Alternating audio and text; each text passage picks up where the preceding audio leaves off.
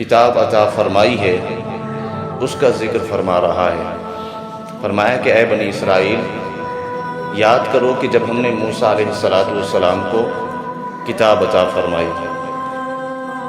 ہوا یوں کہ جب اللہ تبارک و تعالی نے سیدنا موسیٰ علی نبینا و علیہ السلام کو فرعون سے نجات عطا فرمائی، تو اس کے بعد اللہ تبارک و تعالی نے سیدنا موسیٰ کلیم اللہ علیہ السلام کو حکم فرمایا کہ آپ کوہ طور پر تشریف لے آئیے تو آپ کو توریت عطا کی جائے گی۔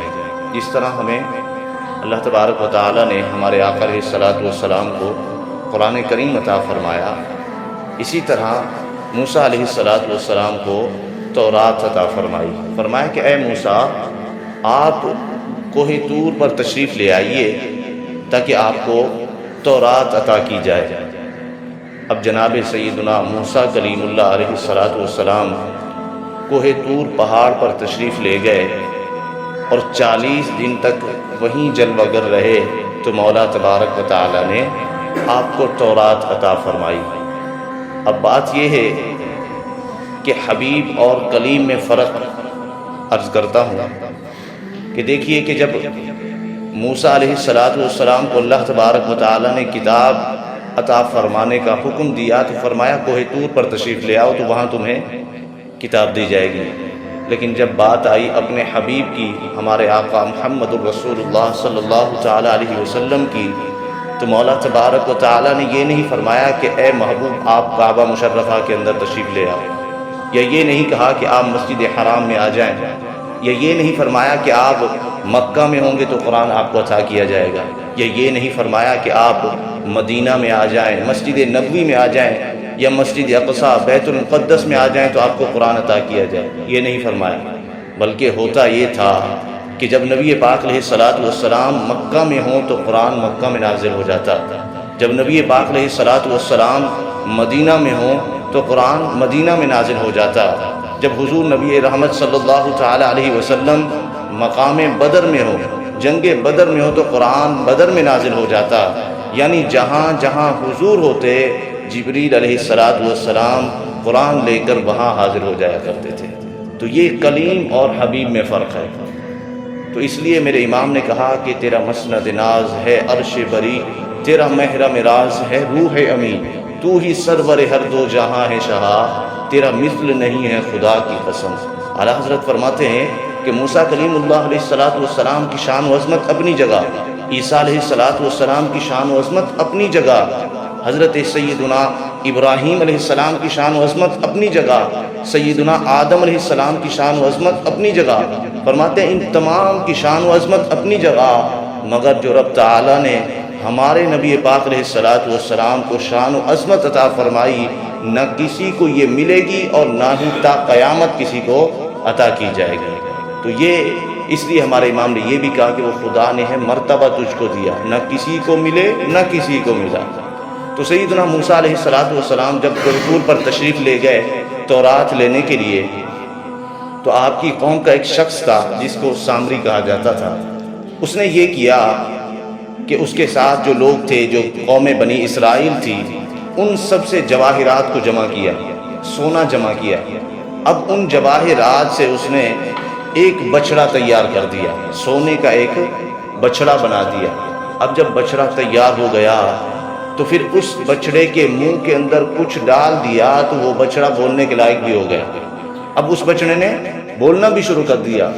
اب جب وہ بچڑا بولنے لگا تو اس سامری نے قوم بنی اسرائیل کو پکار کر کے کہا کہ اے بنی اسرائیل، جس خدا کے پاس موسیٰ علیہ السلام کوہ طور پر تشریف لے گئے ہیں، وہ خدا معاذ اللہ اس بچڑے کے اندر آ گیا۔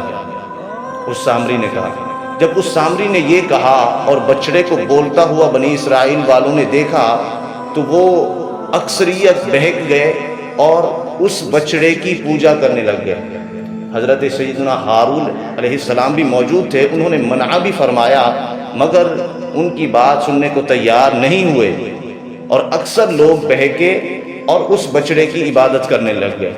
اس بچڑے کو پوجنے لگ گئے۔ اب جب 40 دن مکمل ہوئے سیدنا موسیٰ علیہ السلام کو، اور آپ تشریف لائے کوہ طور سے اپنی قوم کے پاس، اور اپنی قوم کا یہ حال دیکھا کہ وہ ایک بچڑے کو پوج رہے ہیں، تو سیدنا موسیٰ علیہ السلام نے جلال میں آ کر کے اس سامری کو پکڑ لیا اور فرمایا کہ یہ تم نے کیا کیا ہے؟ اور پھر اس سے پوچھا کہ یہ بتاؤ، چلو تم نے ایک بچڑا تو تیار کر دیا، اب اس کو بولنے کے لائق کس طرح کیا؟ بچڑا تو بنایا جا سکتا ہے، چلو سمجھ میں آتی ہے بات، اب یہ بول کس طرح رہا ہے؟ تو وہ سامری کہنے لگا کہ ہوا کچھ یوں کہ جب آپ سمندر کے راستے پر چل رہے تھے تو اس وقت میں نے کچھ ایسا دیکھا جو کسی اور نے نہیں دیکھا۔ فرمایا کیا دیکھا؟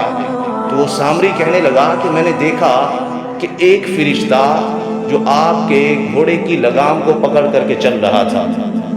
تو سیدنا موسیٰ علیہ السلام نے فرمایا کہ ہاں وہ جبریل تھا۔ تو وہ سامری کہنے لگا کہ اس فرشتے کا، جبریل کا پاؤں جہاں پڑتا تھا میں وہاں کی مٹی اٹھا لیا کرتا تھا، اور اس مٹی کو جب میں نے اس بچڑے کے منہ کے اندر ڈال دیا تو یہ بولنے کے لائق ہو گیا۔ اب بات یہ ہے کہ جبریل کے پاؤں کی مٹی ایک سونے کے بچڑے کے منہ میں ڈال دی جائے تو وہ بولنے کے لائق ہو جائے۔ اب وہی جبریل ہمارے آقا علیہ السلام کے قدموں پر، آپ کے پاؤں پر اپنا ماتھا رگڑے، پھر ان پاؤں پر جو مٹی لگتی ہے اس مٹی کا عالم کیا ہوگا؟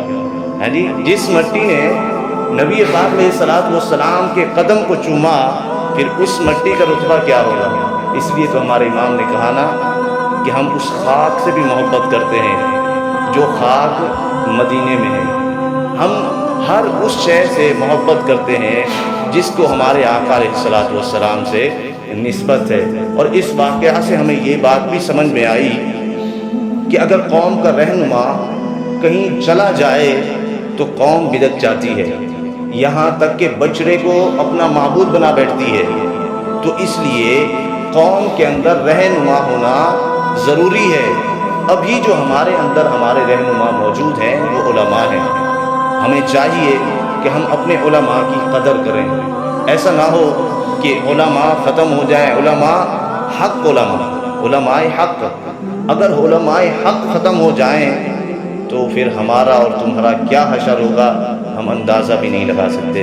اس لیے علماء کی قدر کیجئے، علماء کے ساتھ محبت کیجئے، اور وہ جو نصیحت فرمائیں اس پر عمل کی کوشش کیجئے۔ مولا تبارک و تعالی ہم سب کو علماء کے ساتھ محبت کرنے، ان کی تعظیم کرنے اور ان کی نصیحتوں پر عمل کی سعادت عطا فرمائے۔ آمین بجاہ خاتم النبی۔